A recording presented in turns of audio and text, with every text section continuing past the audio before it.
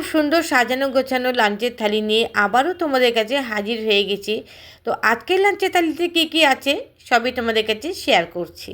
প্রথমে দিয়েছি গরম গরম ভাত, তার সাথে রেখেছি 2 টুকরো শসা, তার সাথে আরও আছে মিষ্টি কুমড়ো পাতা ভর্তা।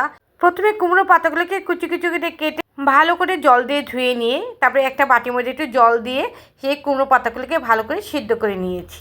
তারপরে কিছুটা পরিমাণে একটু রসুন, কাঁচা লঙ্কা, নুন আর সিদ্ধ করা কুমড়ো পাতাগুলো মিক্সিতে নিয়ে ভালো করে পেস্ট করে নিয়েছি। তারপরে কড়াইতে সরষের তেল গরম করে সেই পেস্টটা দিয়ে ভালো করে ভেজে নামিয়ে নিয়েছি।